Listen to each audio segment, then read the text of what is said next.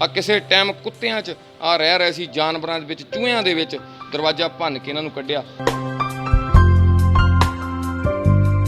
ਇਹਨਾਂ ਨੂੰ ਬੰਨ੍ਹ ਕੇ ਮਾਰ ਕਟਾਈ ਕਰਕੇ ਗੋਹਾ ਸਟਾਇਆ ਜਾਂਦਾ, ਬਿਨਾਂ ਪੈਸਿਆਂ ਤੋਂ ਮਾਰਿਆ ਵੀ ਜਾਂਦਾ ਸੀ। ਤੇ ਸਾਨੂੰ ਪਤਾ ਲੱਗਾ ਸੀ, ਛੁਡਵਾ ਕੇ ਸੇਵਾ ਘਰ ਦੇ ਵਿੱਚ ਲੈ ਕੇ ਆਏ।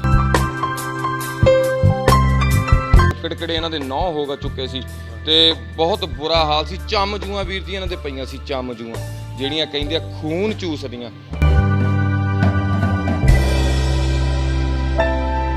ਮੁਸ਼ਕਿਲ ਹੈ, ਦੂਸਰਾ ਪੈਰ ਨਾ ਕੱਟੇ ਉਹ ਜੇ ਤੇ ਆਪੇ ਕੱਟ ਜਾਣਾ ਸੀ। ਲੰਮਕੇ ਦੇ ਸੀਗੇ ਪੈਰ ਕੀੜੀਆਂ ਨਾਲ, ਉਦਾਂ ਵੀ ਇੱਕ ਤੇ ਡਿੱਗ ਪਿਆ ਜਾਂਦਾ ਹੀ, ਤੇ ਦੂਸਰਾ ਜਿਹੜਾ ਕਹਿੰਦੇ ਡਾਕਟਰ ਸਾਹਿਬ ਨੇ ਕਿਹਾ ਵੀ ਅਜੇ ਨਾ ਕੱਟੇ, ਖੂਨ ਬਲੱਡ ਘੱਟ ਹੈ ਤੇ ਉਦਾਂ ਹੀ ਜਾਂਦਾ ਰਵੇ। ਇਹ ਜੇ ਪਹਿਲੇ ਮੌਤ ਦੇ ਮੂੰਹ 'ਚ ਖੜਿਆ।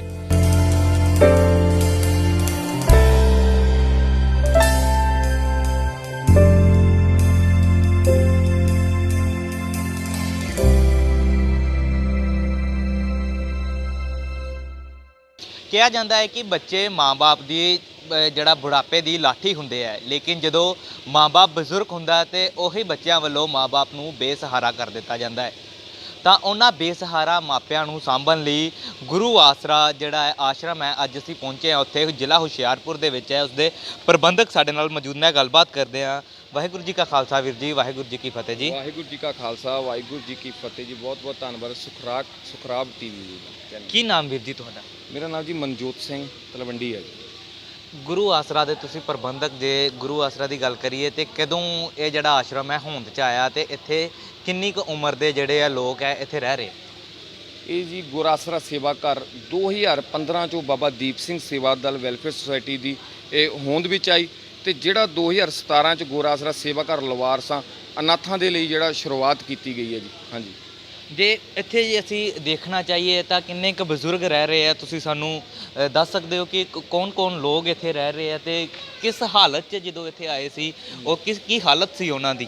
ਇੱਥੇ ਜੀ ਇਸ ਟਾਈਮ 100 ਦੇ ਲਗਭਗ ਬਜ਼ੁਰਗ, ਜਿਨ੍ਹਾਂ ਵਿੱਚ ਬੱਚੇ ਉਹ ਵੀਰ ਰਹਿ ਰਹੇ ਆ, ਜਿਹੜਿਆਂ ਦੀ ਇੰਨੇ ਹਾਲਾਤ, ਜਿਨ੍ਹਾਂ ਦੇ ਕੀੜੇ ਪਏ ਸੀ, ਕਈਆਂ ਦੇ ਮੂੰਹ ਗਲ ਗਏ ਸੀ, ਕਈਆਂ ਦੇ ਹੱਥਾਂ 'ਚ, ਕਈਆਂ ਦੇ ਸਿਰਾਂ 'ਚ ਕੀੜੇ, ਕਈਆਂ ਦੇ ਚੰਮ ਜੂਆਂ, ਕਈਆਂ ਦੇ ਇੰਨੇ ਹਾਲਾਤ, ਕਈ ਬੱਚੇ ਛੋਟੇ-ਛੋਟੇ ਜਿਨ੍ਹਾਂ ਦੀਆਂ ਘਰਦਿਆਂ ਵੱਲੋਂ ਨਕਾਰ ਦਿੱਤੇ ਗਏ, ਮਰਨ ਲਈ ਬਾਹਰ ਸਿੱਟ ਦਿੱਤੇ ਗਏ, ਉਹਨਾਂ ਨੂੰ ਜਿਹੜਾ ਇਸ ਸੇਵਾ ਘਰ ਦੇ ਵਿੱਚ ਆਸਰਾ ਦਿੱਤਾ ਗਿਆ, ਉਹਨਾਂ ਦੀ ਦੇਖਭਾਲ ਕੀਤੀ ਜਾ ਰਹੀ ਹੈ ਜੀ। ਜੇ ਅਸੀਂ ਚਾਹੀਏ ਸਾਨੂੰ ਦਿਖਾ ਦੋਗੇ ਤੁਸੀਂ? ਹਾਂਜੀ ਵੀਰ ਜੀ, ਆਓ ਤੁਹਾਨੂੰ ਮਿਲਾਉਂਦੇ ਹਾਂ ਜੀ ਕੁਛ।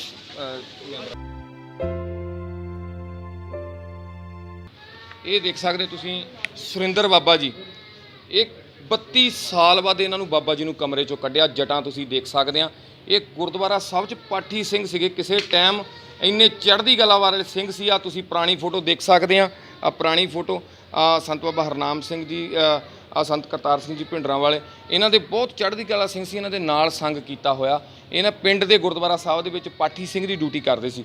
ਕੋਈ ਘਰ ਦੇ ਵਿੱਚ ਪ੍ਰੋਬਲਮ ਆਉਣ ਦੇ ਕਾਰਨ ਇਹਨਾਂ ਨੇ ਆਪਣੇ ਆਪ ਨੂੰ ਕਮਰੇ 'ਚ ਬੰਦ ਕਰ ਲਿਆ, ਤੇ ਇਹ ਕਮਰੇ 'ਚ ਹੀ ਬੰਦ ਕਰਕੇ ਦਰ ਦੀਆਂ ਮਤਲਬ ਕਮਰੇ 'ਚ ਹੀ ਵੜ ਕੇ ਰੋਟੀ ਪਾਣੀ ਅੰਦਰ ਹੀ ਜੇ ਕੋਈ ਦੇ ਖਾ ਲੈਣਾ, ਨਹੀਂ ਤਾਂ ਨਾਲੀਆਂ 'ਚੋਂ ਚੱਕ ਕਿਤੇ ਇੱਦਾਂ ਖਾਣੀਆਂ ਚੀਜ਼ਾਂ। ਜੇ ਪਿੰਡ ਦਿਆਂ ਨੇ ਵੀ ਕੁਛ ਤਰਸ ਕਰਕੇ ਦੇ ਦੇਣਾ ਤਾਂ ਖਾ ਲੈਣੇ, ਤਾਂ 2-2 3-3 ਦਿਨ ਬਈਆਂ ਰੋਟੀਆਂ ਹੀ ਖਾਣੀਆਂ। 32 ਸਾਲ ਬਾਅਦ ਵੀਰ ਜੀ ਇਹਨਾਂ ਨੂੰ ਕਮਰੇ 'ਚੋਂ ਕੱਢਿਆ। ਪਰ ਮੈਂ ਤਰਾਸਦੀ ਉਹਨਾਂ ਲੋਕਾਂ ਦੀ ਆ। ਅੱਜ ਦੇਖੋ ਤੁਹਾਡੇ ਸਾਹਮਣੇ ਬਿਲਕੁਲ ਠੀਕ ਠਾਕ ਆ ਤੁਸੀਂ ਹਫ਼ਤੇ ਦੀ ਬਾਅਦ ਦੀ ਫੋਟੋ ਦੇਖ ਸਕਦੇ ਆ। ਸਾਡੇ ਕੋਲ ਬਿਲਕੁਲ ਠੀਕ ਠਾਕ ਹੋ ਗਿਆ ਸੀ। ਆ ਕਿਸੇ ਟਾਈਮ ਕੁੱਤਿਆਂ 'ਚ ਆ ਰਹਿ ਰਹੇ ਸੀ, ਜਾਨਵਰਾਂ ਦੇ ਵਿੱਚ, ਚੂਹਿਆਂ ਦੇ ਵਿੱਚ ਦਰਵਾਜ਼ਾ ਭੰਨ ਕੇ ਇਹਨਾਂ ਨੂੰ ਕੱਢਿਆ। ਗੱਲ ਕਰਦੇ ਹਾਂ ਤਰਾਸਦੀ ਉਹਨਾਂ ਲੋਕਾਂ ਦੀ। ਜੇ 32 ਸਾਲ ਪਹਿਲਾਂ ਉਹਨਾਂ ਦਾ ਇਲਾਜ ਕਰਵਾ ਦਿੱਤਾ ਜਾਂਦਾ ਜਿੱਦਣ ਇਹ ਬਿਮਾਰ ਹੋਏ, ਤੇ ਅੱਜ ਇਹ 32 ਸਾਲ ਨਰਕ ਭਰੀ ਜ਼ਿੰਦਗੀ ਨਾ ਭੋਗਣੀ ਪੈਂਦੀ। ਅੱਜ ਤੁਸੀਂ 1 ਸਾਲ ਦੇ ਵਿੱਚ ਰਿਜ਼ਲਟ ਦੇਖ ਸਕਦੇ ਹੋ, ਬਿਲਕੁਲ ਠੀਕ ਠਾਕ ਆ। ਪ੍ਰਬੰਧਕਾਂ ਨਾਲ ਗੱਲਬਾਤ ਕਰਦੇ ਹਾਂ ਤੇ ਹੋਰ ਜਾਣਨ ਦੀ ਕੋਸ਼ਿਸ਼ ਕਰਦੇ ਹਾਂ ਕਿ ਹੋਰ ਕੌਣ ਸੀ ਇੱਥੇ। ਹਾਂਜੀ ਵੀਰ ਜੀ, ਕੀ ਇਹਦੇ ਨਾਮ ਜੀ ਬਾਗਾ ਜੀ, ਇੱਕ ਬਹੁਤ ਵਧੀਆ ਪਰਿਵਾਰ ਦੇ ਵਿੱਚੋਂ, ਘਰ ਦੇ ਵਿੱਚੋਂ ਹੈਗੇ, ਚੰਗੇ ਭਲੇ। ਇਹਨਾਂ ਨੂੰ ਕਿਤੇ ਬੰਨ੍ਹ ਕੇ ਇੱਦਾਂ ਕੰਮ ਕਰਵਾਇਆ ਜਾਂਦਾ, ਗੋਹਾ ਸਟਾਇਆ ਜਾਂਦਾ। ਵੀਡੀਓ ਕਿਸੇ ਨੇ ਸਾਡੇ ਤੱਕ ਪਾਈ ਹੈ, ਤੁਸੀਂ ਪੁਰਾਣੀ ਫੋਟੋ ਦੇਖ ਸਕਦੇ ਕੀ ਹਾਲਾਤ ਸੀ ਆ ਇੱਥੇ ਆਉਣ ਤੋਂ ਬਾਅਦ। ਆ ਕਿਸੇ ਵੀਰ ਨੇ, ਜਗਦੀਪ ਸਿੰਘ ਨੇ ਫੇਸਬੁੱਕ ਤੇ ਪਾਈ ਸੀ, 5 ਸਾਲ ਤੋਂ ਪਿੰਡ ਦੇ ਕਾਲਾ ਮੰਜ ਪਿੰਡ ਪੈਂਦਾ ਮਕੇਰੀਆਂ ਲਾਗੇ, ਉਹ ਹਾਲਾਤ ਪਏ ਸੀ। ਅੱਜ ਤੁਹਾਡੇ ਸਾਹਮਣੇ ਬਿਲਕੁਲ ਠੀਕ ਠਾਕ ਆ, ਸਾਡੇ ਕੋਲ ਆ। ਇਹਨਾਂ ਨੂੰ ਬੰਨ੍ਹ ਕੇ ਮਾਰ ਕਟਾਈ ਕਰਕੇ ਗੋਹਾ ਸਟਾਇਆ ਜਾਂਦਾ, ਬਿਨਾਂ ਪੈਸਿਆਂ ਤੋਂ ਮਾਰਿਆ ਵੀ ਜਾਂਦਾ ਸੀ। ਤੇ ਸਾਨੂੰ ਪਤਾ ਲੱਗਾ ਸੀ, ਛੁਡਵਾ ਕੇ ਇਸ ਸੇਵਾ ਘਰ ਦੇ ਵਿੱਚ ਲੈ ਕੇ ਆਏ। ਜਿਹੜੇ ਮਾਰਦੇ ਸੀ ਉਹ ਕੌਣ ਸੀ? ਇਹਨਾਂ ਦੇ ਆਪਣੇ ਬੱਚੇ ਸੀ ਜਾਂ? ਨਹੀਂ, ਉਹ ਬਹੁਤ ਦਰਿੰਦੇ ਲੋਕ, ਜਿਹੜੇ ਗੱਲ ਕਰੀਏ ਆਪਣੇ ਘਟੀਆ ਸੋਚਦੇ ਹੋ ਲੋਕ, ਜਿਹੜੇ ਚੰਦ ਪੈਸਿਆਂ ਦੇ ਬਚਾਉਣ ਦੇ ਲਈ ਇਹਨਾਂ ਨੂੰ ਵਰਤਿਆ ਜਾਂਦਾ ਸੀ, ਇਹਨਾਂ ਨੂੰ ਵਿਚਾਰਿਆਂ ਤੋਂ ਕੰਮ ਲਿਆ ਜਾਂਦਾ ਸੀ। ਸੋ ਇੱਕ ਵਾਰੀ ਅਸੀਂ ਤਸਵੀਰਾਂ ਤੁਹਾਨੂੰ ਦਿਖਾ ਦਿੰਨੇ ਆ ਪੂਰੇ ਆਸ਼ਰਮ ਦੇ ਜਿਹੜੇ ਇੱਥੇ ਲੋਕ ਬੇਸਹਾਰਾ ਲੋਕਾਂ ਨੂੰ ਜਿਹੜਾ ਇੱਥੇ ਲਿਆ ਕੇ ਉਹਨਾਂ ਦੀ ਜਿਹੜੀ ਨਰਕ ਭਰੀ ਜ਼ਿੰਦਗੀ ਚੋਂ ਕੱਢ ਕੇ ਉਹਨਾਂ ਦੀ ਖੁਸ਼ਹਾਲ ਜ਼ਿੰਦਗੀ ਜਿਹੜੀ ਉਹਨਾਂ ਨੂੰ ਬਤੀਤ ਕਰਨ ਦੀ ਕੋਸ਼ਿਸ਼ ਜਿਹੜੀ ਹੈ ਗੁਰਸਹਾਰਾ ਜਿਹੜੀ ਆਸ਼ਰਮ ਹੈ ਗੁਰੂ ਆਸਰਾ ਉਹਨਾਂ ਵੱਲੋਂ ਕੀਤੀ ਜਾ ਰਹੀ ਹੈ ਤੇ ਪ੍ਰਬੰਧਕ ਸਾਡੇ ਨਾਲ ਮੌਜੂਦ ਨੇ। ਲਗਾਤਾਰ ਅਸੀਂ ਪ੍ਰਬੰਧਕਾਂ ਨਾਲ ਗੱਲਬਾਤ ਕਰ ਰਹੇ ਹਾਂ ਤੇ ਜਿਹੜੇ ਇੱਥੇ ਬੇਸਹਾਰਾ ਲੋਕ ਰਹਿ ਰਹੇ ਉਹਨਾਂ ਬਾਰੇ ਜਾਣਨ ਦੀ ਕੋਸ਼ਿਸ਼ ਕਰ ਰਹੇ ਹਾਂ। ਹਾਂਜੀ, ਕੀ ਇਹ ਬਾਬਾ ਜੀ ਸੀਗੇ ਜੀ, ਚਲਾਂਗ ਤੋਂ ਲੈ ਕੇ ਆਏ ਜੀ। ਇਹਨਾਂ ਦੇ ਮੂੰਹ 'ਚ ਕੀੜੇ ਸੀਗੇ ਜੀ। ਇਹਨਾਂ ਨੂੰ ਉਸ ਗੱਲ ਕਰੀਏ ਉਸ ਅੱਡੇ ਦੇ ਵਿੱਚ ਇੱਕ ਪਤਾ ਸਾਰਿਆਂ ਨੂੰ ਸੀ ਕੀੜੇ ਪਏ ਆ, ਪਰ ਕਿਸੇ ਦੀ ਹਿੰਮਤ ਨਹੀਂ ਸੀ ਚੱਕ ਯਾਰ ਇਲਾਜ ਹੀ ਕਰਵਾ ਦਿਓ, ਕੀੜੇ ਹੀ ਕੱਢ ਦਿਓ, ਫਰਨੈਲ ਹੀ ਪਾ ਦਿਓ। ਇੱਦਾਂ ਦੇ ਸਾਡੇ ਲੋਕ ਆ, ਦੇਖ ਕੇ ਅਣਗੌਲਿਆ ਕਰ ਦਿੰਦੇ ਆ, ਨਕਾਰ ਦਿੰਦੇ ਆ। ਪਰ ਇਹਨੂੰ ਟਾਈਮ ਰਹਿੰਦੇ ਸਾਨੂੰ ਪਤਾ ਲੱਗਿਆ ਸਾਰੇ ਮੂੰਹ ਜਿਹੜੇ ਕੀੜੇ 1-2 ਦਿਨ ਦੇ ਵਿੱਚ ਖਾ ਗਏ। ਜੇ ਉੱਥੇ ਟਾਈਮ ਨਾਲ ਅਸੀਂ ਨਾ ਸਾਡੀ ਸੁਸਾਇਟੀ ਪਹੁੰਚਦੀ ਸਾਰਾ ਮੂੰਹ ਖਾ ਜਾਣਾ ਸੀ। 2 ਮਹੀਨੇ ਤੋਂ ਬਿਲਕੁਲ ਠੀਕ ਠਾਕ ਆ, ਇਲਾਜ ਚੱਲ ਰਿਹਾ। ਹੁਣ ਸਰਜਰੀ ਹੋ ਗਈ ਇਹਨਾਂ ਦੀ ਤੇ ਲਿਕੁਇਡ ਖਾ ਰਿਹਾ, ਪਰ ਇੱਕ ਪਾਸਾ ਜਿਹੜਾ ਮੂੰਹ ਜਿਹੜਾ ਉਹ ਨਹੀਂ ਹੈਗਾ, ਅਸੀਂ ਤੁਹਾਨੂੰ ਦਿਖਾ ਨਹੀਂ ਸਕਦੇ। ਬਹੁਤ ਹਾਲਾਤ ਮਾੜੇ ਸੀ, ਕੀੜੇ ਪਏ ਸੀਗੇ। ਦੇਖੋ ਮੂੰਹ 'ਚ ਕੀੜੇ, ਕਿੱਡੀ ਵੱਡੀ ਗੱਲ ਆ। ਮਤਲਬ ਹਾਲਾਤ ਇੰਨੇ ਮਾੜੇ ਸੀ ਲੋਕਾਂ ਦੀ। ਲੋਕ ਅੱਜ ਕੱਲ੍ਹ ਦੇ ਸਾਡੇ ਲੋਕ ਭੁੱਲ ਚੁੱਕੇ, ਇਨਸਾਨੀਅਤ ਭੁੱਲ ਚੁੱਕੇ ਆ। ਪੁਰਾਣੇ ਟਾਈਮ ਦੇ ਵਿੱਚ ਲੋਕ ਹੁੰਦੇ ਸੀ ਜੇ ਇੱਕ ਜਾਨਵਰ ਵੀ ਤੁਰਿਆ ਜਾਂਦਾ ਸੀ ਉਹਦੇ ਵੀ ਕੀੜੇ ਕੱਢ ਦਿੰਦੇ ਸੀ। ਅਸੀਂ ਬਾਬਾ ਜੀ ਨਾਲ ਵੀ ਗੱਲਬਾਤ ਕਰਨੇ, ਉਹਨਾਂ ਦੇ ਕੋਈ ਜਜ਼ਬਾਤ ਨੇ। ਇਹਨਾਂ ਨੇ ਰਜਾਇਆ ਨਹੀਂ ਤਾਂ ਨਹੀਂ ਤਾਂ ਇੱਥੇ ਚੜ ਜਾਣਾ ਸੀ। ਇਹਨਾਂ ਦੀ ਇਹ ਹੈਗੀ ਆ ਤੇ ਅਗਲੇ ਠੀਕ ਠਾਕ ਆ ਤੇ ਇਹਨਾਂ ਆ ਵਧੀਆ ਸੇਵਾ ਕੀਤੀ ਆ। ਅਜੇ ਤੱਕ ਇਹਨਾਂ ਦਾ ਦੱਸ ਹੀ ਨਾ ਵਾਹਿਗੁਰੂ ਜੀ ਕਾ ਖਾਲਸਾ ਵਾਹਿਗੁਰੂ ਜੀ ਕੀ ਫਤਿਹ। ਅਸੀਂ ਹੋਰ ਵੀ ਗੱਲਬਾਤ ਜਿਹੜੀ ਕਰਨ ਦੀ ਕੋਸ਼ਿਸ਼ ਕਰਦੇ। ਕੀ ਨਾਮ ਬਾਪੂ ਜੀ ਤੁਹਾਡਾ? ਹਾਂਜੀ, ਤਰਸੇਮ ਸਿੰਘ ਹੈ ਜੀ। ਇਹ ਕਿੱਥੋਂ ਦੇ ਰਹਿਣ ਵਾਲੇ ਸੀ ਪਹਿਲਾਂ ਤੇ ਕੀ ਗੱਲ ਹੋਈ ਸੀ? ਹਾਂ ਤੇ ਪਾਣੀ ਲਾਉਂਦੇ ਸੀ ਪੈਗਿਆਂ ਨੂੰ, ਕਣਕਾਂ ਨੂੰ, ਤੇ ਰਾਤ ਮੈਂ ਪਾਣੀ ਲਾਉਂਦਾ ਰਿਹਾ ਤੇ ਮੇਰੇ ਲਾਗੇ ਸਹੁਰੇ ਸੀਗੇ। ਮੈਂ ਕਿਤਾ ਠੰਡ ਬੜੀ ਲੱਗੀ, ਮੈਂ ਚਲ ਗਿਆ ਉੱਥੇ ਸਹੁਰੇ ਦੇ ਘਰ। ਉਹਨਾਂ ਮੈਨੂੰ ਰਾਤ ਕੱਪੜਾ ਨਹੀਂ ਦਿੱਤਾ, ਮੈਨੂੰ ਜ਼ਿਆਦਾ ਠੰਡ ਲੱਗ ਗਈ। ਮੈਂ ਸਵੇਰੇ 3 ਵਜੇ ਉੱਥੇ ਗੁਰਦੁਆਰਾ ਉੱਥੇ ਵਾਜਾ ਲੱਗਾ, ਮੈਂ ਗਿਆ ਆਪਣੇ ਜਿੱਥੇ ਕੰਮ ਕਰਦਾ ਸੀ।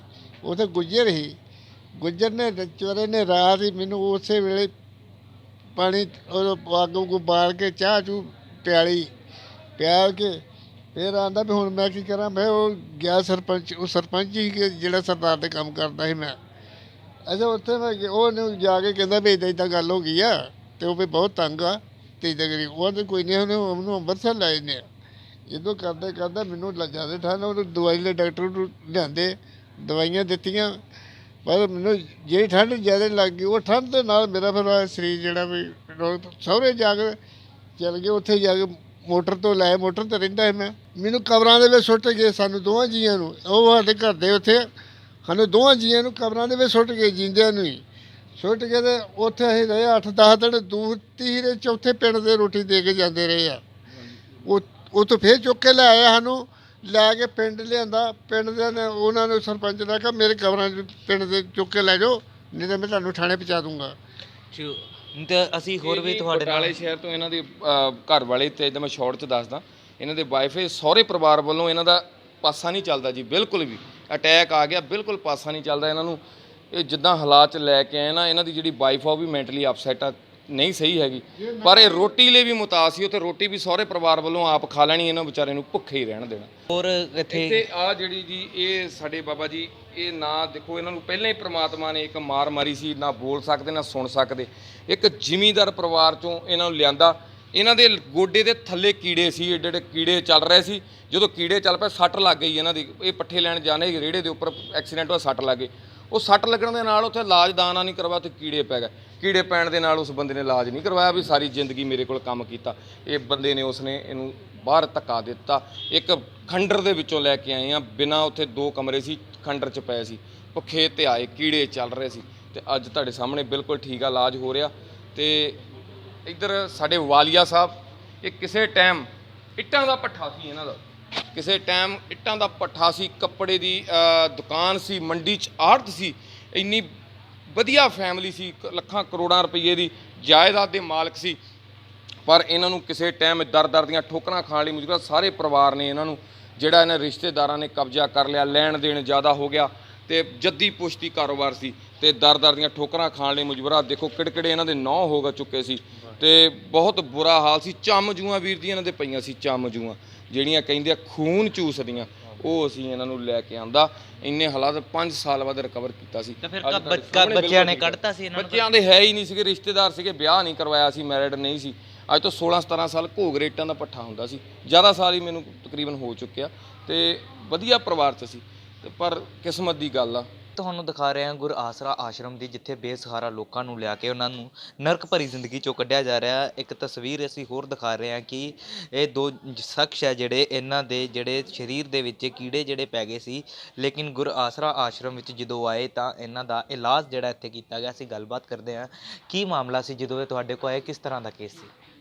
ਇਹ ਜੀ ਕਮਾਈ ਦੇਵੀ ਤੋਂ ਲਿਆਂਦਾ ਜੀ ਇਹਨਾਂ ਨੂੰ। ਭਰ ਪਿੰਡ ਦੇ ਵਿੱਚੋਂ 600-700 ਵੋਟ ਪਿੰਡ ਦੀ, ਗੱਬੇ ਘਰ ਇੱਕ ਕਮਰਾ। ਜਦੋਂ ਮੈਂ ਕਮਰੇ 'ਚ ਸਾਡੀ ਟੀਮ ਐਂਟਰ ਹੋਈ, ਵੀਰ ਜੀ ਕਾਲ ਆਈ ਸੀ ਇੱਕ, ਜਦੋਂ ਕਮਰੇ 'ਚ ਐਂਟਰ ਹੋਈ ਤਾਂ ਦੇਖਿਆ ਹਾਲਾਤ ਇੰਨੇ ਮਾੜੇ ਦੇਖ ਕੇ ਦਿਲ ਰੋ ਪਿਆ। ਯਾਰ ਅਸੀਂ ਪੰਜਾਬ 'ਚ ਹੀ ਬੈਠੇ ਹਾਂ ਵੀ ਇੰਨੀ ਦੁਨੀਆ ਦੇ ਵਿੱਚ ਦੇਖ ਕੇ ਕੀੜੇ ਚੱਲ ਰਹੇ। ਇਹਨਾਂ ਦੋਨਾਂ ਹੀ ਵੀਰ ਜੀ ਹੱਥਾਂ 'ਚ ਕੀੜੇ, ਦੋਨਾਂ ਹੀ ਪੈਰਾਂ 'ਚ ਕੀੜੇ, ਤੁਹਾਨੂੰ ਮੂੰਹੋਂ ਦੱਸਣਗੇ। ਪਰ ਮੈਂ ਉਸ ਟਾਈਮ ਦਿਲ ਇੰਨਾ ਰੋਇਆ ਨਾ ਵੀ ਯਾਰ ਇਹ ਪੰਜਾਬ ਗੁਰੂਆਂ ਪੀਰਾਂ ਦੀ ਧਰਤੀ, ਇੱਥੇ ਰਹਿ ਕੇ ਆਹ ਹਾਲਾਤ ਇਨਸਾਨ ਦੇ ਹੋ ਜਾਣ ਤੇ ਸਾਨੂੰ ਲਈ ਤਾਂ ਇੰਨਾ ਔਖਾ ਹੋ ਗਿਆ ਉਸ ਟਾਈਮ ਬੋਲਣਾ ਵੀ ਤੇ ਸਾਨੂੰ ਦੇਖਣਾ ਵੀ। ਤੇ ਇਹਦੀ ਕੋਈ ਆਸ ਨਹੀਂ ਸੀ, ਇਹ ਮਰਨ ਲਈ ਕੰਢੇ ਛੱਡਿਆ ਹੋਇਆ ਸੀ। ਅੱਜ ਤੁਹਾਡੇ ਸਾਹਮਣੇ ਬਿਲਕੁਲ ਮੂੰਹੋਂ ਦੱਸੂਗਾ ਆਪਣੇ ਕੀ ਸਟੋਰੀ ਸੀ। ਕੀ ਨਾਮ ਜੀ ਤੁਹਾਡਾ? ਵਿਜੇ ਕੁਮਾਰ ਜੀ। ਵਿਜੇ ਜੀ, ਕੀ ਗੱਲ ਹੋਈ, ਕਿਸ ਤਰ੍ਹਾਂ ਕੀੜੇ ਪੈ ਗਏ ਇਹ ਸਰੀਰ 'ਚ? ਕੀੜੇ ਪਏ ਜੀ, ਮੈਨੂੰ ਹੋ ਗਿਆ ਜੀ ਆਪਣੇ ਕੀ ਕਹਿੰਦੇ ਇਹਨੂੰ, ਸ਼ੂਗਰ ਹੋ ਗਈ। ਨਹੀਂ ਸ਼ੱਕ ਕੀਤਾ, ਤੁਰੇ ਰਹੇ ਉੱਦਾਂ ਹੀ, ਗੋਲੀ ਖਾ ਲਈ, ਚੱਲਦੀ ਠੀਕ ਹੈ। ਬਾਅਦ 'ਚ ਯਕਦਮ ਅਟੈਕ ਕਰਤਾ, ਸ਼ੂਗਰ ਨੇ 500 ਚੜ੍ਹ ਗਈ। ਤੇ ਫਿਰ ਪਰਿਵਾਰ 'ਚ ਕੌਣ ਸੀ ਤੁਹਾਡੇ? ਪਰਿਵਾਰ ਤਾਂ ਮੇਰਾ ਹੈ ਨਹੀਂ, ਮੇਰੇ ਸਾਡੇ ਡਈਆ ਹੋ ਜਾਂਦਾ ਨਾ, ਜਿੱਦਾਂ ਮੁੰਡਾ ਹੈਗਾ ਮੇਰਾ, ਮਾਮਿਆਂ ਦੇ ਆ, ਪਲਦਾ ਪਿਆ ਜੀ। ਕਿਸੇ ਰਿਸ਼ਤੇਦਾਰ ਨੇ ਬਾਤ ਨਹੀਂ ਪੁੱਛੀ ਕਿ ਜਦੋਂ? ਕਿਸੇ ਨੇ ਨਹੀਂ, ਖਬਰ ਲੈਣ ਜ਼ਰੂਰ ਇੱਕ ਦੋ ਆਏ ਆ। ਭੈਣ ਵੀ ਹੈਗੀ, ਭਣੋਈਆ ਵੀ ਹੈ ਬਿਜਲੀ ਬੋਰਡ 'ਚ ਨਾ, ਚੰਗੀ ਪੋਸਟਾਂ 'ਤੇ, ਪਰ ਨਹੀਂ ਕਿਸੇ ਨੇ ਨਹੀਂ ਪੁੱਛਿਆ। ਜਦੋਂ ਭਾਜੀ ਪਹੁੰਚੇ ਤਾਂ ਮੈਨੂੰ ਵੀ ਥੋੜ੍ਹਾ ਜਿਹਾ ਹੌਸਲਾ ਹੋਇਆ, ਨਹੀਂ ਤਾਂ ਮੈਂ ਆਪਣੇ ਆਪ ਨੂੰ 2 ਦਿਨ ਦੇ ਵਾਸਤੇ ਰੱਖਦਾ ਸੀਗਾ ਵੀ 2 ਦਿਨ ਹੈਗਾ ਤੂੰ, ਤਾਂ ਚੌਥੀਆ ਦਿਨ ਤੇਰੇ ਕੋਲ ਹੈ ਹੀ ਨਾ। ਤੇ ਜਿਹੜੇ ਪਿੰਡ 'ਚ ਰਹਿੰਦੇ ਸੀ, ਕਿ ਪਿੰਡ ਵਾਲਿਆਂ ਨੇ ਹਾਲ ਚਾਲ ਨਹੀਂ ਪੁੱਛਿਆ? ਕਿਸੇ ਨੇ ਦਵਾਈ ਦਾਰੂ ਨਹੀਂ ਕਰਾ ਕੇ ਦਿੱਤਾ? ਕਿਸੇ ਨੇ ਕੁਝ ਨਹੀਂ ਕੀਤਾ ਜੀ, ਕਿਸੇ ਨੇ ਦਵਾਈ ਦਾਰੂ ਨਹੀਂ, ਕੋਈ ਕੁਝ ਨਹੀਂ। ਅੰਦਰ ਨਹੀਂ ਵੜਦੇ, ਹੋਰ ਤਾਂ ਹੋਰ ਕਿਤੇ ਦੂਰ ਤੋਂ ਬਾਹਰੋਂ ਹੀ ਦੇਖ ਲੈਣ। ਹਾਂ, ਕੀੜੇ ਚੁੰਦੇ ਸੀ। ਇੱਕ ਸਾਡੀ ਭਰਜਾਈ ਹੈਗੀ, ਉਹ ਰੋਟੀ ਜ਼ਰੂਰ ਦੌੜੀ ਰੱਖ ਜਾਂਦੀ ਸੀ, ਮੈਂ ਅਗਰਬੱਤੀਆਂ ਬਾਲ ਦਿੰਦਾ ਸੀ। ਇਸ ਕਰਕੇ ਮੈਂ ਜਦੋਂ ਰੋਟੀ ਦਾ ਟਾਈਮ ਹੋਣਾ ਸਵੇਰੇ ਸ਼ਾਮੀ, ਮੈਂ ਅਗਰਬੱਤੀਆਂ ਬਾਲ ਦੇਣੀਆਂ 5-4, ਤੇ ਉਹ ਰੱਖ ਕੇ ਭੱਜ ਜਾਣਾ ਫਿਰ ਉਹਨਾਂ ਨੇ ਰੋਟੀ। ਠੀਕ ਹੈ ਜੀ, ਹਾਂਜੀ, ਇਦਾਂ ਟੇਬਲ 'ਤੇ ਸਿੱਟਣੀ ਦੇ ਪਾਸੇ। ਤੇ ਆਸ ਹੈਗੀ ਸੀ ਕਿ ਅੱਜ ਜ਼ਿੰਦਗੀ ਜੀਵੋਗੇ? ਮੈਨੂੰ ਉਸ ਲਈ ਬਿਲਕੁਲ ਆਸ ਨਹੀਂ ਸੀਗੀ ਜੀ। ਜਦੋਂ ਭਾਜੀ ਗਿਆ ਤੇ ਉਦੋਂ ਮੈਨੂੰ ਥੋੜ੍ਹੀ ਜਿਹੀ, ਮੈਂ ਕਿਹਾ ਮੈਨੂੰ ਲੈ ਕੇ ਚੱਲਿਆ, ਸ਼ਾਇਦ ਮੈਂ ਬਚ ਜਾਵਾਂ, ਨਹੀਂ ਤਾਂ ਮੈਂ 2 ਦਿਨ ਦਾ ਮਹਿਮਾਨ ਆ, ਖਤਮ ਹੀ ਆਪਣੀ ਜ਼ਿੰਦਗੀ ਖਤਮ ਕਰ ਬੈਠਾ ਸੀ, ਇੱਕ ਨਰਕ ਭੋਗ ਰਿਹਾ ਸੀ। ਅੱਜ ਮੈਂ ਬੜਾ ਖੁਸ਼ ਹੁੰਨਾ, ਬੜਾ 4 ਮਹੀਨੇ ਹੋ ਗਏ ਆਏ ਨੂੰ, 1.5 ਮਹੀਨਾ ਮੈਂ ਹੌਸਪੀਟਲ ਰਿਹਾ। ਮੇਰੇ ਨਾਲ ਬੰਦਾ ਬਕਾਇਦਾ ਨਾਲ ਰਿਹਾ ਹਰ ਟਾਈਮ, ਲੈਟਰਿਨ ਨੂੰ ਚੱਕ ਕੇ, ਲੈਟਰਿਨ ਤੋਂ ਚੱਕ ਕੇ ਬੈੱਡ 'ਤੇ ਕਰਦਾ ਰਿਹਾ ਮੈਨੂੰ। ਸੋਨੂੰ ਮੁੰਡਾ ਸੀਗਾ ਇੱਥੋਂ ਹੀ ਇਹਨਾਂ ਦੇ, ਤੇ ਮੈਨੂੰ ਕੋਈ ਪ੍ਰੋਬਲਮ ਨਹੀਂ ਆਉਣ ਦਿੱਤੀ ਇਹਨਾਂ ਨੇ। ਤੇ ਅੱਜ 4 ਮਹੀਨੇ ਹੋ ਗਏ ਮੈਨੂੰ, ਤਕਰੀਬਨ ਥੋੜ੍ਹਾ ਹੀ ਜ਼ਖਮ ਹੈ ਜਿਹੜਾ ਰਹਿ ਗਿਆ ਪੱਕੇ ਹੋਣ ਨੂੰ। ਬਾਕੀ ਉਂਗਲਾਂ ਦਾ ਇਹ ਸਾਰੀ ਕੱਟੀਆਂ ਗਈਆਂ, ਇੱਧਰ ਸਾਰੇ ਕੀੜੇ ਸੀਗੇ ਚੁੰਗੇ, 2 ਗ੍ਰਾਮ ਖੂਨ ਰਹਿ ਗਿਆ ਸੀ ਸਾਰਾ। ਹਾਂਜੀ, ਤੇ ਕਹਿੰਦੇ ਵੀ ਮੁਸ਼ਕਿਲ ਹੈ, ਦੂਸਰਾ ਪੈਰ ਨਾ ਕੱਟੇ ਉਹ ਜੇ, ਤੇ ਆਪੇ ਕੱਟ ਜਾਣਾ ਸੀ। ਲਮਕਦੇ ਸੀਗੇ ਪੈਰ ਕੀੜਿਆਂ ਨਾਲ ਉੱਦਾਂ ਵੀ, ਇੱਕ ਤੇ ਡਿੱਗ ਪਿਆ ਜਾਂਦਾ ਹੀ, ਤੇ ਦੂਸਰਾ ਜਿਹੜਾ ਕਹਿੰਦੇ ਡਾਕਟਰ ਸਾਹਿਬ ਨੇ ਕਿਹਾ ਵੀ ਅਜੇ ਨਾ ਕੱਟੇ, ਖੂਨ ਬਲੱਡ ਘੱਟ ਹੈ, ਤਾਂ ਉੱਦਾਂ ਹੀ ਜਾਂਦਾ ਰਹੇ। ਇਹ ਜੇ ਪਹਿਲੇ ਮੌਤ ਦੇ ਮੂੰਹ 'ਚ ਖੜਿਆ, ਫਿਰ ਇਹਨਾਂ ਨੂੰ ਬਲੱਡ ਚੜਾਇਆ, 9 ਥੈਲੀਆਂ ਚੜਾਈਆਂ ਜੀ ਮੈਨੂੰ। ਸੋ ਹੋਰ ਵੀ ਇੱਥੇ ਮੌਜੂਦ ਨੇ ਲੋਕ, ਗੱਲਬਾਤ ਕਰਦੇ ਆ। ਕੀ ਨਾਮ ਜੀ ਤੁਹਾਡਾ? ਰਿੰਕੂ ਜੀ। ਕੀ ਗੱਲ ਹੋਈ ਸੀ ਜਦੋਂ ਤੁਹਾਨੂੰ ਇੱਥੇ ਆਸ਼ਰਮ 'ਚ ਲੈ ਕੇ ਆਏ? ਵੀਰ ਜੀ, ਮੈਨੂੰ ਵੇਰਕਿਓਂ ਪਿੰਡ ਲੈ ਕੇ ਆਏ ਜੀ, ਸ੍ਰੀ ਗੁਰੂ ਘਰ ਆਸਰਾ ਵਿੱਚ, ਜਿੱਥੇ ਜੀ ਸਾਡੀ ਬਹੁਤ ਦੇਖ ਰੇਖ ਹੁੰਦੀ ਹੈ। ਸ਼੍ਰੀ ਮਨਜੋਤ ਜੀ, ਸ਼੍ਰੀ ਪਰਸੋਤਮ ਜੀ। ਗੱਲ ਕੀ ਹੋਈ ਸੀ, ਲਿਆਂਦਾ ਕਿਉਂ ਗਿਆ? ਮੇਰੀ ਲੱਤ ਦੇ ਵਿੱਚ ਪੂਰੇ ਕੀੜੇ ਸੀਗੇ। ਤੇ ਕੀ ਪਰਿਵਾਰ ਨਹੀਂ ਸੀ ਹੈਗਾ ਸਾਂਭਣ ਨੂੰ? ਇੱਕ ਸਿਸਟਰ ਹੈ ਬਸ, ਮੈਂ ਸਿਰਫ ਉਹਦੇ ਨਾਲ ਬੋਲ ਚਲੋ, ਬਾਕੀ ਕੋਈ ਨਹੀਂ ਹੈਗਾ। ਤੇ ਫਿਰ ਇਲਾਜ ਲਈ ਉਹਨ ਸਿਸਟਰ ਨੇ ਇਲਾਜ ਨਹੀਂ ਕਰਵਾਇਆ? ਨਹੀਂ ਭਾਜੀ, ਜਦੋਂ ਕਹਿਣ ਦਾ ਮਤਲਬ ਹੈ ਜਦੋਂ ਇਨਸਾਨ ਕੋਲੋਂ ਸਮੈਲ ਆ ਜਾਏ ਤਾਂ ਕੋਈ ਕਿਸੇ ਦੇ ਲਾਗੇ ਨਹੀਂ ਆਉਂਦਾ।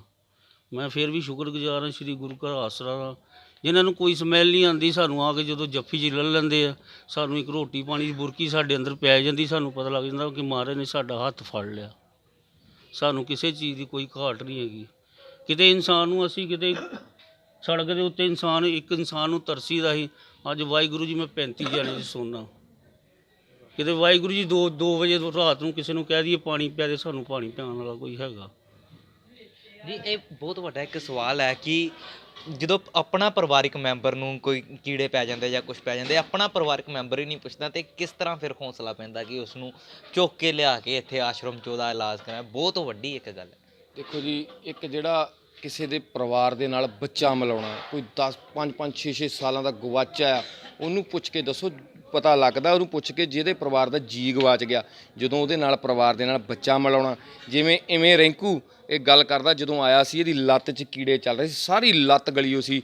ਜਦੋਂ ਇਹਨੂੰ ਅੱਜ ਠੀਕ ਹੋ ਕੇ ਅੱਜ ਸਾਡੇ ਵਿਚਕਾਰ ਬੈਠਾ, ਹੁਣ ਗੱਲ ਕਰਦਾ, ਸਾਡਾ ਜਿਹੜਾ ਅੰਦਰੋਂ ਫੀਲਿੰਗ, ਅੰਦਰੋਂ ਦਿਲ ਆ ਸਾਡਾ, ਉਹ ਕਰਦਾ ਯਾਰ ਇਹੀ ਸੇਵਾ, ਹੁਣ ਇਹੀ ਅਸਲ 'ਚ ਸੇਵਾ ਇਹ ਆ ਵੀ ਅੱਜ ਇਹਦੀ ਬਦੌਲਤ ਅਸੀਂ, ਚਲੋ ਸੰਸਥਾ ਸਾਰਿਆਂ ਦੀ ਬਦੌਲਤ ਅੱਜ ਰਿੰਕੂ ਠੀਕ ਹੋ ਕੇ ਅੱਜ 35 ਜਾਣਿਆਂ ਦੀ ਆਪ ਦੇਖ ਰੇਖ ਕਰ ਰਿਹਾ। ਇਹ ਵੀਰ ਜਿਹੜਾ ਕਿਸੇ ਟਾਈਮ ਇੰਨੇ ਹਾਲਾਤ ਮਾੜੇ ਸੀ, ਕੀੜੇ ਚੱਲ ਰਹੇ ਸੀ, ਬਚਣ ਦੀ ਕੋਈ ਉਮੀਦ ਨਹੀਂ ਸੀ, ਅੱਜ 35 ਦੀ ਸੇਵਾ ਗੁਰੂ ਸਾਹਿਬ ਆਪ ਕਰਵਾ ਰਹੇ ਆ। ਆਪ ਹੱਥੀਂ ਨਲਾਉਣਾ, ਆਪ ਹੱਥੀਂ ਕੱਪੜੇ ਧੋਣੇ, ਦੇਖ ਰੇਖ ਕਰਨੀ। ਸਾਡੇ ਨਾਲ ਸਾਡਾ ਟੀਮ ਮੈਂਬਰ, ਪਰਿਵਾਰ ਦਾ ਮੈਂਬਰ ਬਣ ਚੁੱਕਾ ਇਸ ਟਾਈਮ। ਤੇ ਕਿਸੇ ਟਾਈਮ ਇਹਦੇ ਹਾਲਾਤ ਇੰਨੇ ਮਾੜੇ ਸੀ ਵੀਰੋ, ਤੁਸੀਂ ਖੜ ਕੇ ਵੀ ਦੇਖ ਨਹੀਂ ਸਕਦੇ, ਕੀੜੇ ਚੱਲ ਰਹੇ ਸੀ, ਲੱਤ ਗਲੀ ਹੋ ਸੀ। ਜਦੋਂ ਡਾਕਟਰ ਸਾਹਿਬ ਨੇ, ਮੈਨੂੰ ਯਾਦ ਆ ਜਦੋਂ ਉੱਪਰ ਆਵਾਜ਼ ਮਾਰੀ, ਮੈਨੂੰ ਕਹਿੰਦੇ ਵੀ ਲੱਤ ਕੱਟਣੀ ਪੈਣੀ। ਮੈਂ ਕਿਹਾ ਕੋਈ ਹੀਲਾ ਕਰੋ ਡਾਕਟਰ ਸਾਹਿਬ, ਲੱਤ ਰਹਿਣ ਦਿਓ। ਤੇ ਇਹ ਵੀ ਮੈਨੂੰ ਰਿੰਕੂ ਵੀ ਕਰਨ ਲੱਗ ਪਿਆ ਵੀ ਮੇਰੇ ਭਾਜੀ ਵੀ ਮੇਰੀ ਲੱਤ ਕੱਟ ਦੇਣੀ। ਤੇ ਡਾਕਟਰ ਸਾਹਿਬ ਕਹਿੰਦੇ ਲੱਤ ਕੱਟਣ ਤੋਂ ਸਿਵਾ ਕੋਈ ਹੱਲ ਨਹੀਂ ਹੈਗੀ ਮਨਜੋਤ, ਉੱਪਰ ਨੂੰ ਇਨਫੈਕਸ਼ਨ ਜਾ ਕੇ ਪੇਟ 'ਚ ਚਲ ਜਾਣੀ ਆ ਤੇ ਫਿਰ ਜਾਨ ਨੂੰ ਵੀ ਖਤਰਾ। ਤੇ ਮੈਂ ਉਹਦਾ ਹੱਥ ਜੋੜੇ, ਮੈਂ ਕਿਹਾ ਜੇ ਹੋਰ ਹੱਲ ਨਹੀਂ ਕਹਿੰਦੇ, ਤੇ ਮੈਂ ਉਹਦਾ ਹੱਥ ਫੜਿਆ, ਮੈਂ ਕਿਹਾ ਰਿੰਕੂ ਟੈਨਸ਼ਨ ਨਹੀਂ ਲੈਣੀ, ਪਰ ਜ਼ਿੰਦਗੀ ਜਿੰਨਾ ਚਿਰ ਮੇਰੇ ਸਵਾਸ ਚੱਲਦੇ ਆ, ਤੇਰੀ ਮੈਂ ਜੋ ਵੀ ਤੂੰ ਸੇਵਾ ਚਾਹੂੰਗਾ ਮੈਂ ਕਰਨ ਨੂੰ ਤਿਆਰ ਆ। ਤੇ ਪਰ ਹੁਣ ਲੱਤ ਜਾਨ ਬਚਾਉਣੀ ਆ ਤੇ ਲੱਤ ਕੱਟਣੀ ਹੀ ਪੈਣੀ ਆ। ਦਿਲ ਮੇਰਾ ਵੀ ਨਹੀਂ ਮੰਨਦਾ ਸੀ, ਅੱਜ ਮਹਾਰਾਜ ਦੀ ਬੜੀ, ਗੁਰੂ ਸਾਹਿਬ ਦੀ ਕਿਰਪਾ, ਅੱਜ ਠੀਕ ਠਾਕ ਆ ਬਿਲਕੁਲ। ਤੇ ਪਰਿਵਾਰ ਦੇ ਵਿੱਚ ਵੀ ਜਾਂਦਾ ਆਉਂਦਾ, ਭੈਣ ਨੂੰ ਵੀ ਮਿਲ ਕੇ ਆਉਂਦਾ, ਬੜੀ ਗੁਰੂ ਸਾਹਿਬ ਦੀ ਕਿਰਪਾ, ਬਿਲਕੁਲ ਠੀਕ ਠਾਕ ਆ ਜੀ। ਲੇਕਿਨ ਜਦੋਂ ਇਸ ਤਰ੍ਹਾਂ ਕੀੜੇ ਪੈ ਜਾਂਦੇ ਆ ਤਾਂ ਫਿਰ ਕਿਸ ਤਰ੍ਹਾਂ ਉਹਨਾਂ ਦਾ ਇਲਾਜ ਜਿਹੜਾ ਕੀਤਾ ਜਾਂਦਾ, ਕੀ ਮੈਡੀਸਿਨਸ ਜਿਹੜੀਆਂ ਉਹਨਾਂ ਨੂੰ ਦਿੱਤੀਆਂ ਜਾਂਦੀਆਂ ਤੁਹਾਨੂੰ? ਕੀੜੇ ਜਿਹੜੇ ਜਦੋਂ ਪੈ ਜਾਂਦੇ ਆ ਵੀਰ ਜੀ, ਡਾਕਟਰ ਜਿਹੜੇ ਆ ਕੱਢਦੇ ਵੀ ਨਹੀਂ ਆ ਕੀੜੇ, ਇੰਨੇ ਹਾਲਾਤ ਮਾੜੇ, ਡਾਕਟਰਾਂ ਦੇ ਹੱਥ ਦੇਖ ਕੇ ਇਨਕਾਰਾ ਕਰ ਦਿੰਦੇ। ਮਾੜਾ ਡਾਕਟਰ ਤਾਂ ਕੀੜਿਆਂ ਵਾਲੇ ਪੇਸ਼ੈਂਟ ਦੇ ਲਾਗੇ ਤੱਕ ਨਹੀਂ ਜਾਂਦਾ। ਅਸੀਂ ਹਸਪੀਟਲਾਂ 'ਚੋਂ ਵੀਰ ਜੀ ਕੀੜਿਆਂ ਵਾਲੇ ਬੰਦੇ ਚੱਕ ਲਿਆਏ ਆ, ਜਿਹੜੇ ਐਮਰਜੈਂਸੀਆਂ 'ਚ ਪਏ ਸਰਕਾਰੀ ਸਿਵਲ ਹਸਪੀਟਲ 'ਚੋਂ, ਪਰ ਕੀੜਿਆਂ ਵਾਲਾ ਜੋ ਬੰਦੇ ਦੇ ਕੀੜੇ ਪਿਆ ਤਾਂ ਸਾਈਡ 'ਤੇ ਨਕਾਰ ਦਿੱਤਾ ਜਾਂਦਾ, ਦੁਨੀਆ ਵਿੱਚ ਬਿਠਾਇਆ ਨਹੀਂ ਜਾਂਦਾ। ਤੇ ਇੰਨੇ ਮਤਲਬ ਇੰਨੇ ਹਾਲਾਤ ਮਾੜੇ, ਫਿਰ ਆਪਾਂ ਬੇਬਸ ਹਸਪੀਟਲ ਸਾਡੇ ਟਾਂਡੇ ਇਲਾਜ ਚੱਲਦਾ, ਕੀੜੇ ਅਸੀਂ ਆਪ ਖੁਦ ਕੱਢਦੇ ਆ, ਜਿੰਨੇ ਜੋਗੇ ਹੈਗੇ ਕੱਢ ਕੇ। ਬਾਅਦ ਬੇਬਸ ਹਸਪੀਟਲ ਟਾਂਡੇ, ਉੱਥੇ ਸਾਡੇ ਇਸ ਟਾਈਮ 4 ਪੇਸ਼ੈਂਟ ਸਾਡੇ ਐਡਮਿਟ ਆ। ਬਾਕੀ ਕਿਸ ਤਰ੍ਹਾਂ ਕੀੜੇ ਕੱਢਦੇ, ਕਿਸ ਤਰ੍ਹਾਂ? ਕੀੜੇ ਸਾਡੇ ਕੋਲ ਦਵਾਈ ਇੱਕ ਬਣਾਈ ਹੋਈ, ਉਹਨਾਂ ਨਾਲ ਵੀ ਕੱਢੀ ਤੇ ਹੱਥਾਂ ਦੇ ਨਾਲ ਆਪ ਗਲਵਜ਼ ਪਾ ਕੇ ਬਿਲਕੁਲ ਕੱਲੇ ਮੂੰਹ ਨਾਲ ਚੱਕ ਕੇ ਅੰਦਰੋਂ ਕੀੜੇ ਜਿਹੜੇ ਉਹ ਕੱਢੇ ਜਾਂਦੇ। ਹਾਂਜੀ ਜੀ ਬਿਲਕੁਲ, ਇਹ ਸੀ ਜਿਹੜੇ ਕਿ ਗੁਰੂ ਆਸ਼ਰਮ ਦੇ ਪ੍ਰਬੰਧਕ ਸੀ, ਜਿਨ੍ਹਾਂ ਵੱਲੋਂ ਇੱਥੇ ਬੇਸਹਾਰਾ ਲੋਕਾਂ ਨੂੰ ਲਿਆ ਕੇ ਰੱਖਿਆ ਜਾਂਦਾ ਤੇ ਉਹਨਾਂ ਦੀ ਨਰਕ ਭਰੀ ਜ਼ਿੰਦਗੀ 'ਚੋਂ ਜਿਹੜਾ ਉਹਨਾਂ ਨੂੰ ਕੱਢ ਕੇ ਖੁਸ਼ਹਾਲ ਜ਼ਿੰਦਗੀ ਜਿਹੜੀ ਜੀਣ ਦੀ ਉਹਨਾਂ ਨੂੰ ਕੋਸ਼ਿਸ਼ ਜਿਹੜੀ ਹੈ ਇੱਥੇ ਕੀਤੀ ਜਾਂਦੀ ਹੈ। ਤੇ ਜਿਹੜੇ ਇੱਥੇ ਆ ਕੇ ਰਹਿ ਰਹੇ ਆ ਉਹ ਵੀ ਹੁਣ ਆਪਣੀ ਜ਼ਿੰਦਗੀ ਜੀ ਰਹੇ ਆ ਖੁਸ਼ੀ ਦੇ ਨਾਲ। ਅਤੇ ਕਹਿਣਾ ਉਹਨਾਂ ਦਾ ਇਹੀ ਹੈ ਕਿ ਅਗਰ ਉਹ ਇੱਥੇ ਨਾ ਆਉਂਦੇ ਤੇ ਸ਼ਾਇਦ ਅੱਜ ਜ਼ਿੰਦਗੀ 'ਚ ਉਹ ਜੀਂਦੇ ਨਾ ਹੁੰਦੇ। ਇੱਧਰ ਦੇਖ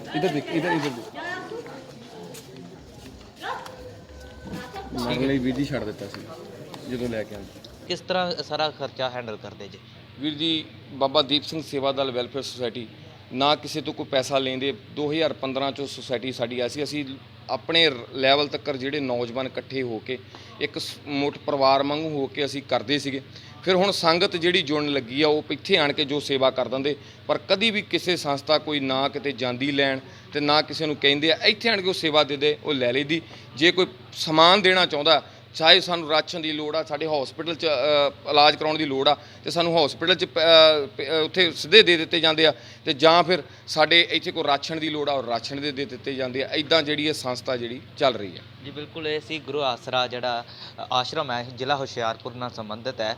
ਉੱਥੋਂ ਦੀਆਂ ਤਸਵੀਰਾਂ ਜਿਹੜੀਆਂ ਹੁਣ ਦਿਖਾਈਆਂ ਕਿ ਕਿਸ ਤਰ੍ਹਾਂ ਬੇਸਹਾਰਾ ਜਿਹੜੇ ਲੋਕ ਹੈ ਉਹਨਾਂ ਨੂੰ ਇੱਥੇ ਲਿਆ ਕੇ ਉਹਨਾਂ ਨੂੰ ਸਹਾਰਾ ਦਿੱਤਾ ਜਾਂਦਾ ਤੇ ਜਿਹੜੀ ਉਹ ਨਰਕ ਭਰੀ ਜ਼ਿੰਦਗੀ ਬਤੀਤ ਕਰ ਰਹੇ ਆ, ਕਿਸ ਤਰ੍ਹਾਂ ਉਹਨਾਂ ਨੂੰ ਨਰਕ ਭਰੀ ਜ਼ਿੰਦਗੀ 'ਚੋਂ ਕੱਢ ਕੇ ਉਹਨਾਂ ਦੀ ਜ਼ਿੰਦਗੀ ਜਿਹੜੀ ਖੁਸ਼ਹਾਲ ਬਣਾਉਣ ਦੀ ਜਿਹੜੀ ਹੈ ਕੋਸ਼ਿਸ਼ ਹੈ ਇੱਥੇ ਗੁਰੂ ਆਸਰਾ ਆਸ਼ਰਮ ਵਿੱਚ ਕੀਤੀ ਜਾ ਰਹੀ ਹੈ।